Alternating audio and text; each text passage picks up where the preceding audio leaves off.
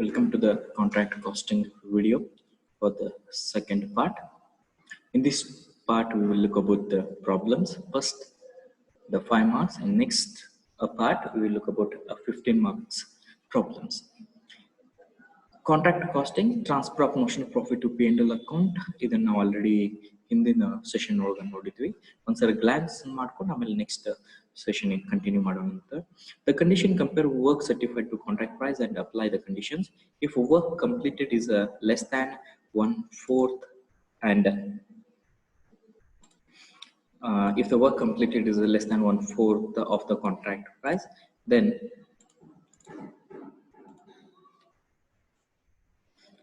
the number of amount is transferred to P&L account. So in this, if the work complete is more than the 1/4 and less than half of contract price, first condition if the work complete is less than 1/4 of the contract price, ittu andre work certified contract price kina 1/4 ಕಿನ ಕಡಿಮೆ ಇತ್ತು ಅಂದ್ರೆ ಅವಾಗ ಯಾವುದೇ ರೀತಿಯಾದಂತ profit ನ P&L account transfer ಮಾಡೋಂಗಿಲ್ಲ, ಪೂರ್ತಿ amount reserve ಇರ್ತದೆ.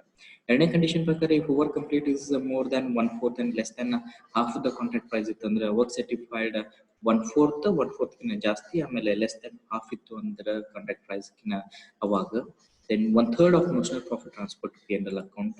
Then P&L account equals to notional profit into 1/3 into cash received by work certified ಮಾಡಬೇಕಾ, ಅಥವಾ cash received divided by work certified ಬದಲಿ percentage of cash received ಕೊಟ್ಟಾಗ notional profit into 1/3 into percentage of cash received ಮಾಡ್ಕೋಬೇಕಾ.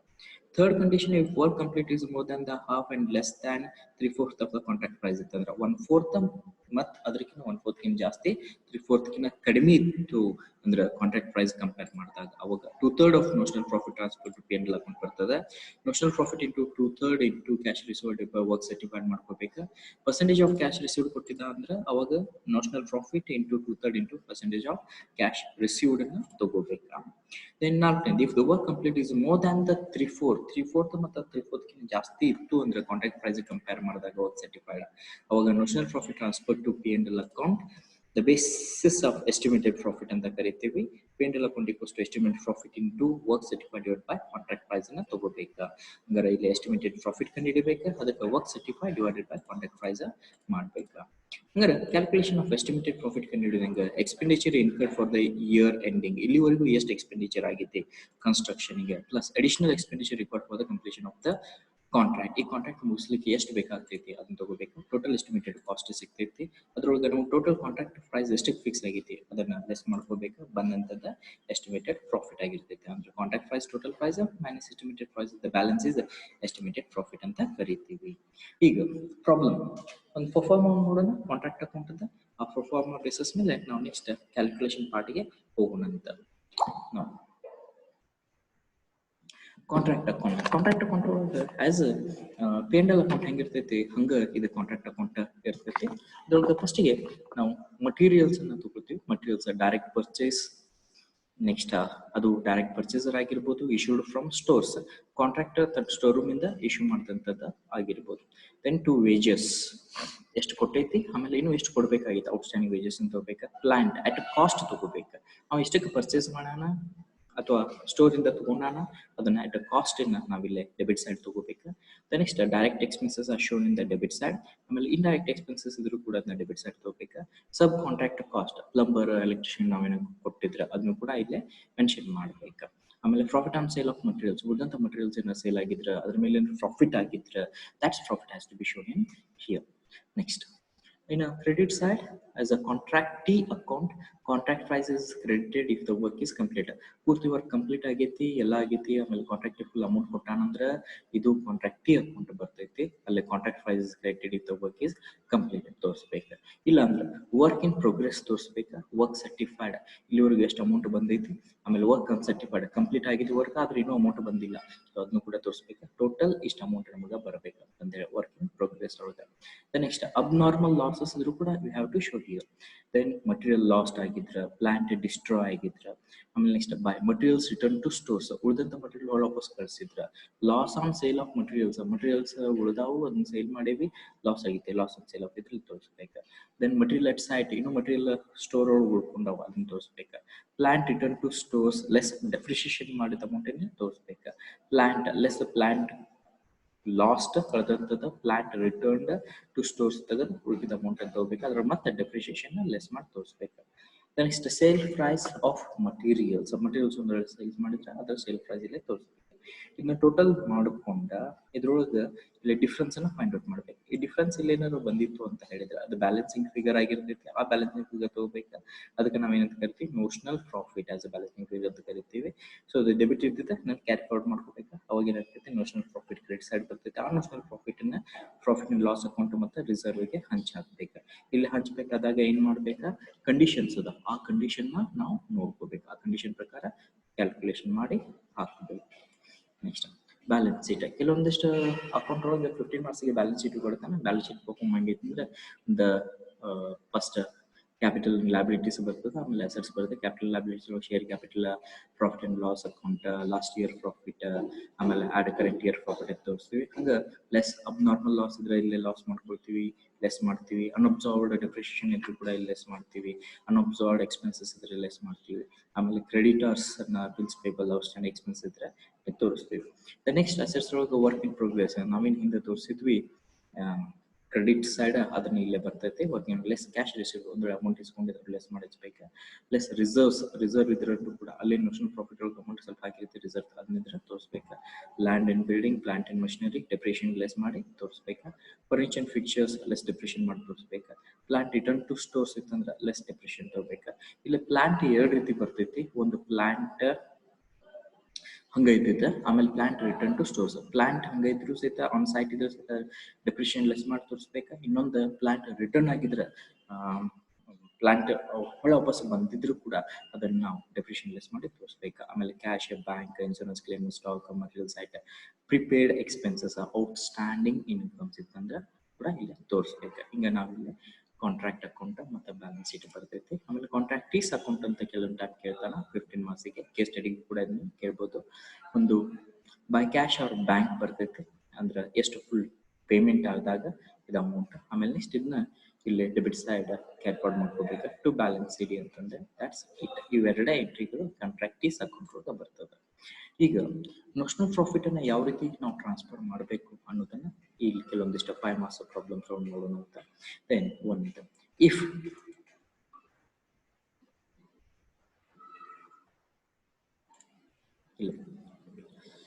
from the following information calculate the amount of profit to be transferred to profit and loss account ಅಂತ ಹೇಳ್ತಾನೆ. Notional profit ಎಷ್ಟು ಕೊಟ್ಟಾನ, 25,000 ಕೊಟ್ಟಾನ. Work certified ಎಷ್ಟು ಕೊಟ್ಟಾನ, 3,60,000 ಕೊಟ್ಟಾನ. Contract price ಎಷ್ಟೈತಿ, 22 lakh rupees ಐತಿ. ನೆಕ್ಸ್ಟ್ ಈಗ ಹಿಂಗ ನೋಷನಲ್ ಪ್ರಾಫಿಟ್ ಟ್ರಾನ್ಸ್ಫರ್ ಮಾಡೋದು ನಾವು ಕಂಡೀಷನ್ ನೆನಪಿರ್ಬೇಕು. ಒಂದೇ ಕಂಡೀಷನ್ ಏನ್ ಹೇಳ್ತೈತಿ, 1/4 ಲೆಸ್ ಇತ್ತಂದ್ರೆ ಯಾವುದೋ ಅಮೌಂಟ್ ಅನ್ನ ಟ್ರಾನ್ಸ್ಫರ್ ಮಾಡಂಗಿಲ್ಲ. 1/4 ಹೆಚ್ಚಿಗೆ, ಆಮೇಲೆ 2/3 3/4 ಕಡಿಮೆ ಇತ್ತಂದ್ರೆ 1/3 ಅಮೌಂಟ್ ನೋಷನಲ್ ಪ್ರಾಫಿಟ್ ಟ್ರಾನ್ಸ್ಫರ್ ಮಾಡ್ಬೇಕು. 3/4 2/3 ಜಾಸ್ತಿ ಇತ್ತು, 3/4 ಕಡಿಮೆ ಇತ್ತು ಅಂದ್ರೆ ಅವಾಗ 2/3. ನಂತರ ನೆಕ್ಸ್ಟ್ 3/4 ಜಾಸ್ತಿ ಇತ್ತು ಅಂದ್ರೆ ಎಸ್ಟಿಮೇಟೆಡ್ ಪ್ರಾಫಿಟ್ ಮೇಲೆ ಮಾಡ್ಬೇಕಂತಂದ್ರೆ ಹೇಳ್ತಾನೆ. ಸೊ ಹಂಗಿದ್ದಾಗ ಇಲ್ಲೇ ಏನಾಗ್ತೈತಿ, no profit is transferred to P&L account and loss account because work completed is less than the 1/4 of contract price. Hence, all the notional profit transferred to reserve. ಯಾಕಂತಂದು ಹೇಳಿದ್ರೆ ಈಗ 22 lakh rupees as a contract price ಐತಿ, work certified ಎಷ್ಟೈತಿ 3,60,000 ಐತಿ. So ಹಂಗಾರೆ ಇಲ್ಲೇ 22 lakh rupeesಗೆ 0.25 ಮಾಡ್ರಿ ಅಂದ್ರೆ 1/4 ಮಾಡ್ರಿ. 1/4 ಎಷ್ಟಾಗ್ತೈತಿ, 5,50,000 rupees ಆಗ್ತೈತಿ. ಅಂದ್ರೆ ವರ್ಕ್ ಸರ್ಟಿಫೈಡ್ 3,60,000 ಐತಿ, ಆಮೇಲೆ 0.25 ಅಂತ ಹೇಳಿದ್ರೆ 5,50,000 rupees ಆಗ್ತೈತಿ. ಸೊ ಇದು 1/4 ಲೆಸ್ ಐತಿ ಏನು, ವರ್ಕ್ ಸರ್ಟಿಫೈಡ್. ಸೊ ಹಿಂಗಾಗಿ ಏನಾಗ್ತೈತಿ, ಯಾವುದೋ ಅಮೌಂಟ್ ಅನ್ನು ಕೂಡ ಪ್ರಾಫಿಟ್ ಅಂಡ್ ಲಾಸ್ ಅಕೌಂಟಿಗೆ ಹಾಕಂಗಿಲ್ಲ. ಸೊ ಇಲ್ಲಿ ನೀಲ್ ಮಾಡಿದಾನ. ಸೊ ಹೋಲ್ ಅಮೌಂಟ್ ಏನು ಈ ನೋಷನಲ್ ಪ್ರಾಫಿಟ್ ಐತಿ ಆ ಅಮೌಂಟ್ ಎಲ್ಲಿ ಹೋಗ್ತೈತಿ, ರಿಸರ್ವ್ಸ್ಗೆ ಶಿಫ್ಟ್ ಆಗ್ತೈತಿ. ಇದು ಒಂದೇ condition. The next, if work completed is 1/4 or more than but less than half of contract price, 1/4 ಜಾಸ್ತಿ, 1/4 ಜಾಸ್ತಿ ಆಗೈತಿ, half ಕಡಿಮೆ ಆಗೈತಿ ಅಂದಾಗ the following information relating to the contract calculate the amount of profit to be transferred to profit and loss account. ಅವಾಗ contract price 14 lakh rupees ಐತಿ, ಆಮೇಲೆ notional profit 84,000 rupees ಐತಿ. Cash received 80% of work certified ಐತಿ. ಇದು work certified ಅಲ್ಲ, cash received. Cash received 80% of work certified ಐತಿ. ಅಂದ್ರೆ first ನಾವು ವರ್ಕ್ ಸರ್ಟಿಫೈಡ್ ಕ್ಯಾಲ್ಕುಲೇಷನ್ ಮಾಡ್ಬೇಕಾ, ಆಮೇಲೆ ವರ್ಕ್ ಸರ್ಟಿಫೈಡ್ಗೂ ಮತ್ತು ಕಾಂಟ್ರಾಕ್ಟ್ ಪ್ರೈಸ್ ಕಂಪ್ಯಾರಿಸನ್ ಮಾಡ್ಬೇಕಾ, ಆಮೇಲೆ ಕಂಡೀಷನ್ ಅಪ್ಲೈ ಮಾಡ್ಬೇಕು. ಸೊ ಅದಕ್ಕೆ ಇಲ್ಲಿ cash received being 80% of work certified, it means the 80% of cash received in such cases work certified will be rupees 100. 80% cash received against work certified ಅಂದ್ರೆ work certified 100 ಇರಬೇಕು. If the cash received is 4,80,000, how much work certified ಅಂತ ಕೇಳ್ತಾನೆ. So 80 cash received 4,80,000, then 100 ಇತ್ತಂದ್ರೆ work certified ಎಷ್ಟು ಅಂತ ಹೇಳಿ 4,80,000 into 100 divided by 80, 6 lakh rupees ಏನಂತ work certified ಅಂತ. ಈಗ ನಮಗೆ ವರ್ಕ್ ಸರ್ಟಿಫೈಡ್ ಗೊತ್ತಾಯ್ತು. ವರ್ಕ್ ಸರ್ಟಿಫೈಡಿಗೂ ಅನಂತರ ನೆಕ್ಸ್ಟ್ ಕಾಂಟ್ರಾಕ್ಟ್ ಪ್ರೈಸ್ಗೂ ಕಂಪೇರ್ ಮಾಡೋಣ. 14 lakh rupees ಕಾಂಟ್ರಾಕ್ಟ್ ಪ್ರೈಸ್ ಐತಿ, 6 lakh rupees ವರ್ಕ್ ಸರ್ಟಿಫೈಡ್ ಐತಿ. ಅಂದ್ರೆ 14 lakhಗೆ 0.25 ಮಾಡಿದ್ರೆ ಎಷ್ಟಾಗ್ತೈತಿ ಅಂದ್ರೆ ಹಾಫ್ ಅಂದ್ರೆ 3,50,000 rupees ಆಗ್ತೈತಿ. 0.50 ಅಂದ್ರೆ 7 lakh rupees ಆಗ್ತೈತಿ. ಸೊ ಈಗ 3,50,000 ಅಂದ್ರೆ ಎಷ್ಟು ಕೊಟ್ಟ ನಾವು ವರ್ಕ್ ಸರ್ಟಿಫೈಡ್ ಎಷ್ಟು ಬೈತಿ 6 lakh ಐತಿ. 6 lakh ಅಂದ್ರೆ 3,50,000 ಜಾಸ್ತಿ ಆತ, 1/4 ಜಾಸ್ತಿ ಆತ, ಆಮೇಲೆ 7 lakh ಕಡಿಮೆ ಆತ. ಅಂದ್ರೆ ಕಂಡೀಷನ್ ಯಾವ್ದು ಅಪ್ಲೈ ಆಗ್ಬೇಕಾ, ಎರಡನೇ ಕಂಡೀಷನ್ ಅಪ್ಲೈ ಆಗ್ಬೇಕಾ. ಎರಡನೇ ಕಂಡೀಷನ್ ಆಗ್ತೈತಿ. So since the work complete is more than the 1/4 of the contract price but less than the half of the contract price, so 1/3 of notional profit is transferred to profit and loss account. 1/3 of profit ಅದನ್ನೆಲ್ಲಿ notional profit ನಲ್ಲಿ transfer ಮಾಡ್ತೀವಿ, profit and loss account transfer ಮಾಡ್ತೀವಿ. Profit and loss account equals to 1/3 into notional profit. Notional profit first ತಗೊಳ್ರಿ ಅಥವಾ 1/3 first ತಗೊಳ್ರಿ, ಹಿಂಗಾರು ಮಾಡ್ಬೋದು. As 1/3 into notional profit into cash received work certified ತಗೋಬೇಕು. Profit 1/3 notional profit ಎಷ್ಟೈತಿ 84,000 rupees ಐತಿ into 4,80,000 cash received, 6 lakh work certified ಈಗ already calculate ಮಾಡಿದಂಥದ್ದು. So 22,400 ಆತ. ಈಗ 22,400 ಇದು P&L ಅಕೌಂಟ್ ಆದ್ರೆ ರಿಸರ್ವ್ ಆದ್ರೆ ಎಷ್ಟಾಗ್ತೈತಿ, ರಿಸರ್ವ್ 84,000 ಐತಿ, ಅದ್ರೊಳಗೆ 22,400 ಲೆಸ್ ಮಾಡಿದ್ರೆ ಎಷ್ಟಾಗ್ತೈತಿ 61,400 rupees P&L ಅಕೌಂಟಿಗೆ ಟ್ರಾನ್ಸ್ಫರ್. P&L ಅಕೌಂಟ್ 22,400, 84 ನಮಗೆ ನೋಷನಲ್ ಪ್ರಾಫಿಟ್ 61,600 ಇದು ರಿಸರ್ವ್ ಆಗ್ತೈತಿ. ಇದನ್ನ ಇನ್ನೊಂದು ಮೆಥಡ್ ಒಳಗೂ ಕಂಡುಹಿಡಿಬಹುದು. ಹೆಂಗಂತ ಹೇಳಿದ್ರೆ ಒಂದು profit and loss account 1/3 into notional profit into percentage of cash received. ಇಲ್ಲಿ ಒಂದು percentage of cash received ಕೊಟ್ಟಾನ, percentage of cash received ಕೊಟ್ಟಾನ. So percentage of cash received ಕೊಟ್ಟಾಗ percentage of cash received ನಾವಿಲ್ಲಿ ತಗೊಳ್ಬಹುದು. ಸೊ ಹಂಗಂದ್ರೆ the profit and loss account equals to 1/3 into notional profit into percentage of cash received. 1/3 into 84,000 notional profit, 80 divided by 100 ಎಷ್ಟೈತಿ cash received 80% ಐತಿ. then 80 divided by 100 ಆಗ್ತೈತಿ 84,000 rupees ನಾವಿಲ್ಲ ತಗೊಳ್ತೀವಿ. So 22,400 as a same ಬರ್ತೈತಿ P&L ಅಕೌಂಟಿಗೆ. Remaining balance ಎಷ್ಟು ಅಂತ ರಿಸರ್ವ್ಸ್ಗೆ ಬರ್ತೈತಿ. Next, from the following information, calculate the amount of profit to be transferred to P&L account. Contract price 10 lakh, work certified 2,50,000, cash received being 75% of work certified, notional profit 1,02,000. You know, 2,50,000 ಇದೆ. 2,50,000 ಅಂದ್ರೆ ಇದು 0.10 lakh 0.25 ಮಾಡಿದ್ರೆ 2,50,000 ಬರುತ್ತೆ. 1/4 ಅದ. 1/4 and 1 more than the 1/4 ಆಮೇಲೆ less than half ಇತ್ತು ಅಂದ್ರೆ ಅವಾಗ ಯಾವ condition 1/3 of notional profit transfer ಮಾಡ್ಕೋಬೇಕು. ಇಲ್ಲಿ ಕೂಡ ಬೀಯಿಂಗ್ 75% ವರ್ಕ್ ಸರ್ಟಿಫೈಡ್ ಅಂತ ಹೇಳ್ಯಾನ, ಅಂದ್ರೆ ವರ್ಕ್ ಸರ್ಟಿಫೈಡ್ ಕೊಟ್ಟಿಲ್ಲ, ವರ್ಕ್ ಸರ್ಟಿಫೈಡ್ ಕೊಟ್ಟಾನ. Okay, no problem. Work certified ಕೊಟ್ಟಾನ ಅಂದ್ರೆ ಕ್ಯಾಲ್ಕುಲೇಟ್ ಮಾಡೋ ಅವಶ್ಯಕತೆ ಇಲ್ಲ. ಏನ್ ಬರ್ತೈತಿ 1/3 ಆಫ್ ನೋಷನಲ್ ಪ್ರಾಫಿಟ್ ನ ನಾವಿಲ್ಲಿ ತಗೋಬೇಕು. Profit to P&L account 1/3 of notional profit into cash received by work certified, 1/3 1,02,000, cash received 1,87,500 divided by 2,50,000, 25,500 ಬಂತ P&L account. 1,02,000 rupees notional profit ಇತ್ತು, ಅದರೊಳಗೆ ಲೆಸ್ ಮಾಡಿ 76,500 rupees ರಿಸರ್ವ್ ಬಂತ. Alternative method percentage of cash received into national profit into 1/3 ಮಾಡಿದ್ರೆ ಕೂಡ same amount ಬರ್ತೈತಿ.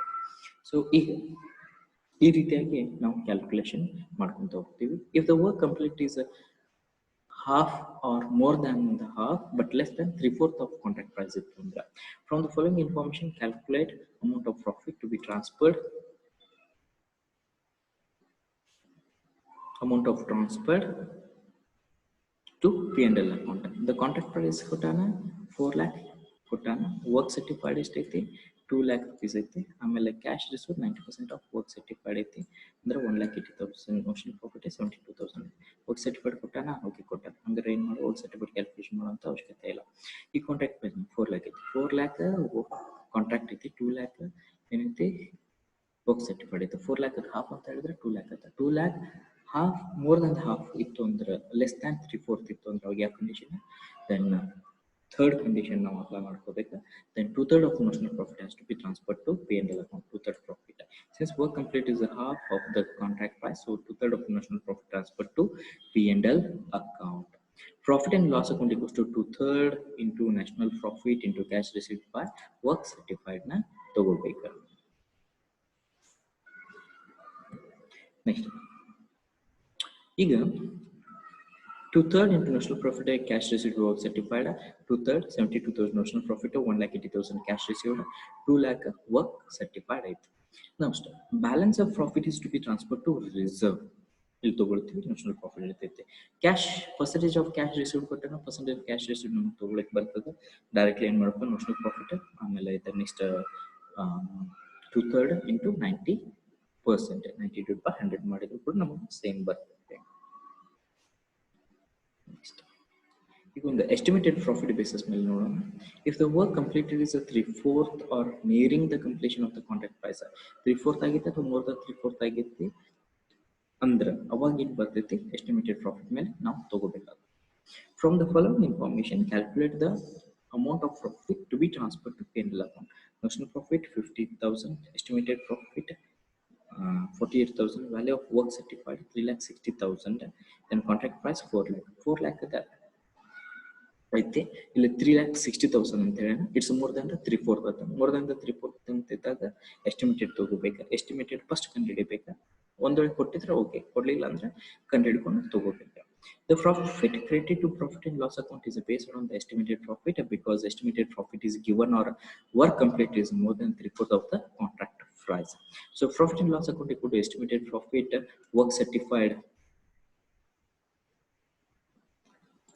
work certified the next contract price ತಗೋಬೇಕು the next 48,000 rupees estimated profit 3,60,000 work certified 4 lakh contract price amount 43,200 of P&L account ಹೋಗುತ್ತೆ national profit 48,000 rupees 4,800 rupees reserves so ಈ ರೀತಿ calculation ಮಾಡಬೇಕು ಆಗ್ತೈತಿ next ಈಗ ಕೆಲವೊಂದಿಷ್ಟು ಪ್ರೀವಿಯಸ್ ಇಯರ್ ಕ್ವೆಶ್ಚನ್ಸ್ ಅನ್ನು ನಾವು ನೋಡೋಣ one is 2019 ಒಳಗೆ ಏನು ಕೇಳಿದ್ರೆ state the rules for transferring profit and loss account in case of completing the contract account ಅಂತ ಕೇಳೋಣ in this time so here we have to write the condition of a transfer the notional profit to P&L account and reserves one condition ಏನು ಹೇಳ್ತೈತಿ 1/4 ಕಿನ್ನ work certified ಮತ್ತು contract price compare ಮಾಡಿದಾಗ less than 1/4 ಇತ್ತು ಅಂದ್ರೆ work certified ಅವಾಗ ಏನು ಮಾಡ್ತೀವಿ there is no notional profit transfer to P&L account whole amount has shifted to reserve ಹೋಗ್ತೈತಿ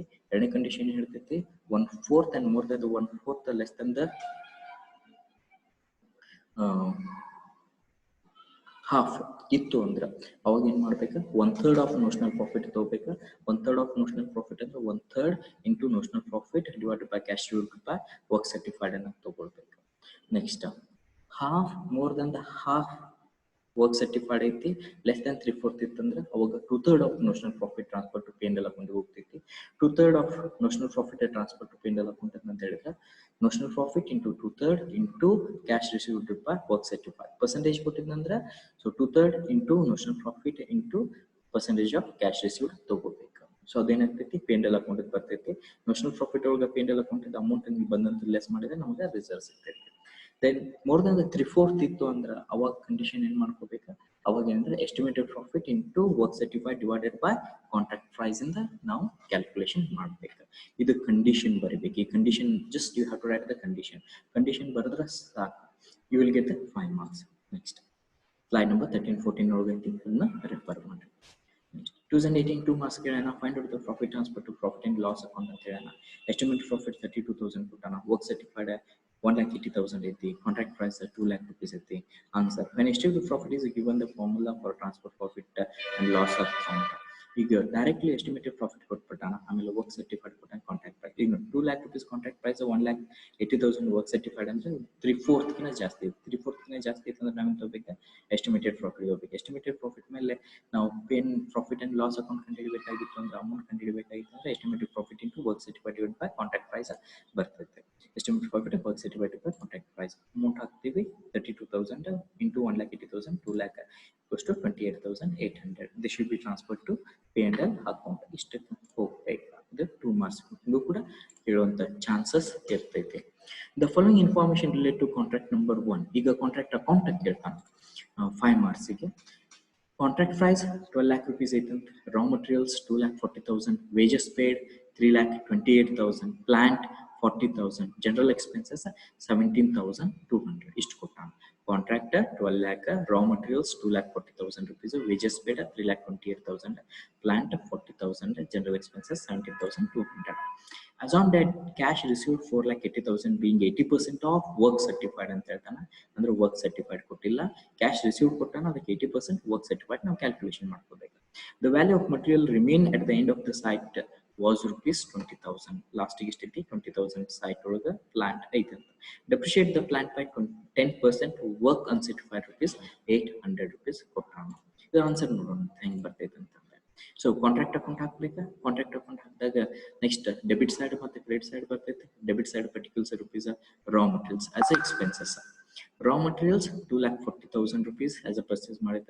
wages ಕೊಟ್ಟಾನ 3,28,000 rupees. Plant at a cost ತಗೋಬೇಕಾ 40,000 rupees. General expenses ಐತೆ 17,200.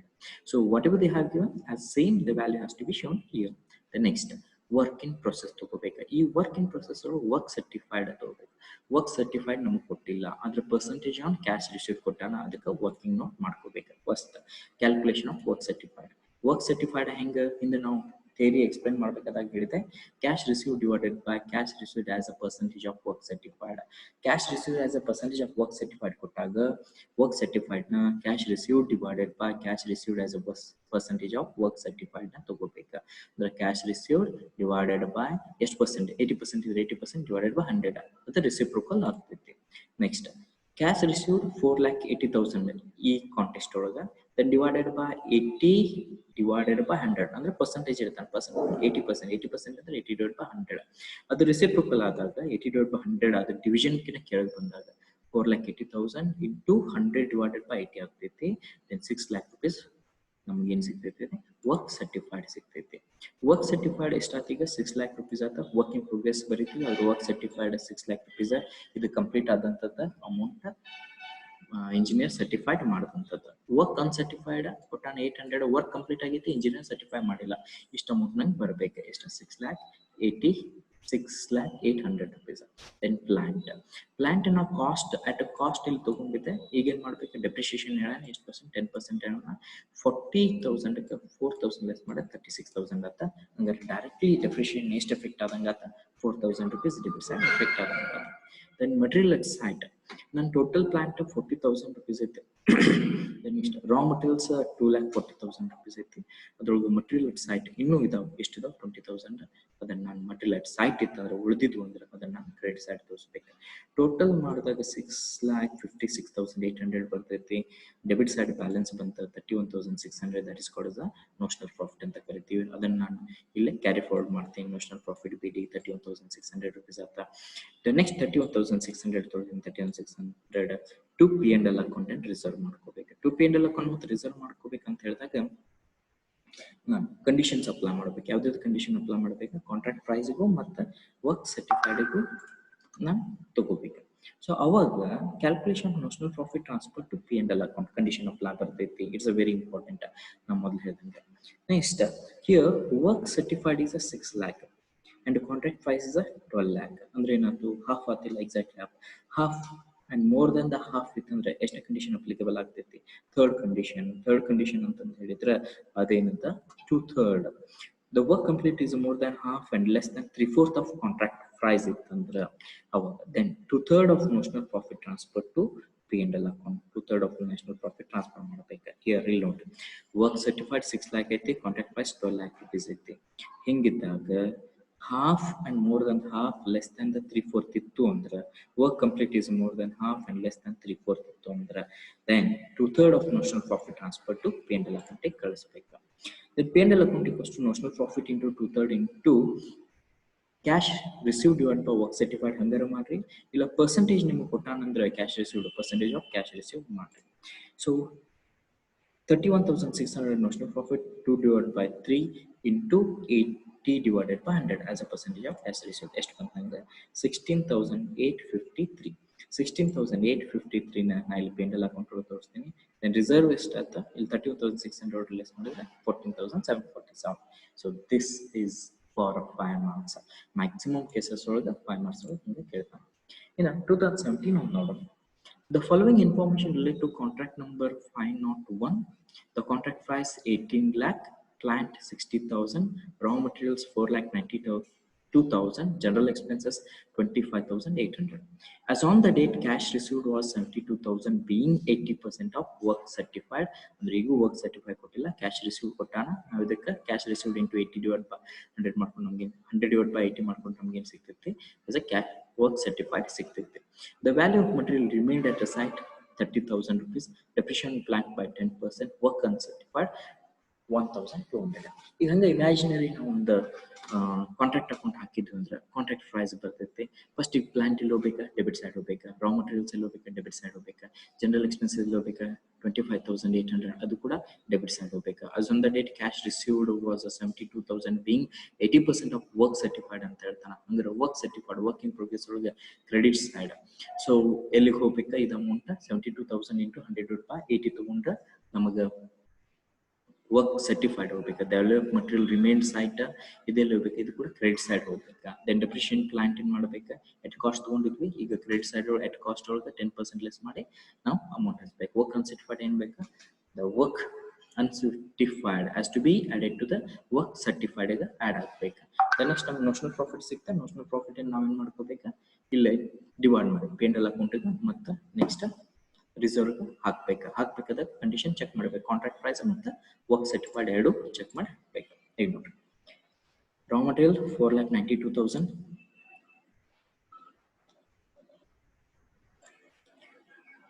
raw material 4,92,000 ತಗೊಂಡಿದ್ದೀನಿ. ಬೈ 2 raw materials 2 plant 60,000 ಕೊಟ್ಟಾನ ತಗೊಂಡಿದ್ದೀನಿ. 2 general expenses 25,800 ಇದು ಕೂಡ ತಗೊಂಡಿದ್ದ. Next work in progress ಯಾವ್ದು ಅಮೌಂಟ್ ಈ ಕಡೆ ಡೆಬಿಟ್ ಸೈಡ್ ಬರುವಿಲ್ಲ, ಈ ಕಡೆ work in progress work certified 9 lakh rupees ಬಂತು. ಈ 9 lakh rupees ಹೆಂಗೆ ಬಂತ, ಅದು ವರ್ಕಿಂಗ್ ನೋಟ್ ಒಳಗೆ ಕ್ಯಾಲ್ಕುಲೇಷನ್ ಮಾಡ್ಬೇಕಾ. ಹೆಂಗೆ ಕ್ಯಾಲ್ಕುಲೇಷನ್ ಮಾಡ್ಬೇಕಾ, work certified equals to cash received by cash as percentage of work certified ಬರ್ತೈತಿ. 72,000 divided by 80 divided by 100 ಮಾಡಿದಾಗ 72,000 into 100 by 80 9 lakh rupees ಬಂತ. The next ಈ 9 lakh rupees ಅನ್ನು ವರ್ಕ್ ಸರ್ಟಿಫೈಡ್ ತಗೊಳ್ತೀವಿ. ವರ್ಕ್ ಅನ್ಸರ್ಟಿಫೈಡ್ ಹೆಂಗೆ ಕೊಟ್ಟಾನ 1,02,200, 9 lakh 1,200 rupees total work in process ಆಗ್ತದೆ. Then plant at cost ತಗೊಂಡಿದ್ವಿ, at cost depreciation 6,000 at 54,000 rupees net effect ಆಗ್ತೈತಿ. ಹಾಗಾದ್ರೆ depreciation ಎಷ್ಟು ಆಗ್ತದೆ 6,000 ಕಾಂಟ್ರಾಕ್ಟ್ ಅಕೌಂಟಿಗೆ ಎಫೆಕ್ಟ್ ಆಗಿರ್ತೈತಿ. ಮಟೀರಿಯಲ್ ಆನ್ ಸೈಟ್ ಒಂದು ವೇಳೆ ಉಳಿದಿದ್ರೆ ಏನು ಮಾಡಬೇಕು ಅಂತ ಹೇಳಿದ್ರೆ you should be shown in credit side of the contract account. 30,000 ಉಳಿದಿದ್ವು ಇಲ್ಲಿಗ ನೋಡ್ರಿ, ಇದನ್ನ ಇಲ್ಲೇ ತೋರಿಸಿದ್ದೀವಿ. ದ ನೆಕ್ಸ್ಟ್ ಬ್ಯಾಲೆನ್ಸಿಂಗ್ ಫಿಗರ್ 9,85,200 ಬಂತು. ಬ್ಯಾಲೆನ್ಸಿಂಗ್ ಫಿಗರ್ 4,07,400 ಐತಿ. ದ ನೆಕ್ಸ್ಟ್ ಅದನ್ನ ನಾನು ಫಾರ್ವರ್ಡ್ ಮಾಡ್ತೀನಿ, ಕ್ಯಾಲ್ಕುಲೇಟ್ ಮಾಡ್ತೀನಿ ನ್ಯಾಷನಲ್ ಪ್ರಾಫಿಟ್ನ. ದ ನೆಕ್ಸ್ಟ್ 4,07,400 ನೋಷನಲ್ ಪ್ರಾಫಿಟ್ ಒಳಗೆ P&L ಅಕೌಂಟ್ ಮತ್ತು ರಿಸರ್ವ್ನ ಶಿಫ್ಟ್ ಮಾಡಬೇಕಾದಾಗ ಕಂಡೀಷನ್ಸ್ ಅನ್ನ ಚೆಕ್ ಮಾಡಬೇಕಾ. ಏನು ಕಂಡೀಷನ್ ಚೆಕ್ ಮಾಡಬೇಕಾ, ಒಂದು ಕಾಂಟ್ರಾಕ್ಟ್ ಪ್ರೈಸಿಗೂ ಇನ್ನೊಂದು ವರ್ಕ್ ಸರ್ಟಿಫೈಡ್ಗೂ ಕಂಪ್ಯಾರಿಸನ್ ಮಾಡಬೇಕಾ. ಕಂಪ್ಯಾರಿಸನ್ ಮಾಡಿ ಯಾವ ಪೋರ್ಷನ್ ಒಳಗೆ 1/4 ಲೆಸ್ ಆಯಿತು, 1/4 more, ಹಾಫ್ಕಿನ ಕಡಿಮೆ ಆಯಿತು, half more than half and 3/4 ಕಡಿಮೆ ಆಯಿತು ಅಥವಾ 3/4 ಜಾಸ್ತಿ ಆಯಿತು ಚೆಕ್ ಮಾಡಬೇಕು. ಅದ್ರ ಮೇಲೆ ಕಂಡೀಷನ್ ಅಪ್ಲೈ ಮಾಡಬೇಕು. ಹಿಯರ್ ನೋಡಿ, here work certified is 99 lakh and contract price is 18 lakh.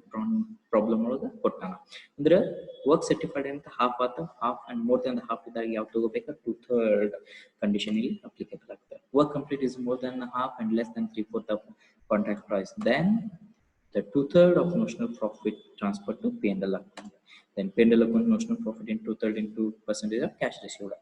So cash received by work certified adru madri illa percentage of cash received adru madri 4,07,400 notional profit into 2 divided by 3 into 8 t divided by 100 20 2,17,280 ಏನಾಯ್ತು P N L account ಆತ amount transfer ಆತ then ಉಳಿದಂಥ balance ಏನಾಗಿರ್ತೈತಿ 4,07,400 ಒಳಗೆ 2,17,280 P N L account ಆತಂದ್ರೆ ಉಳಿದಂಥದ್ದು 1,90,120 as a result.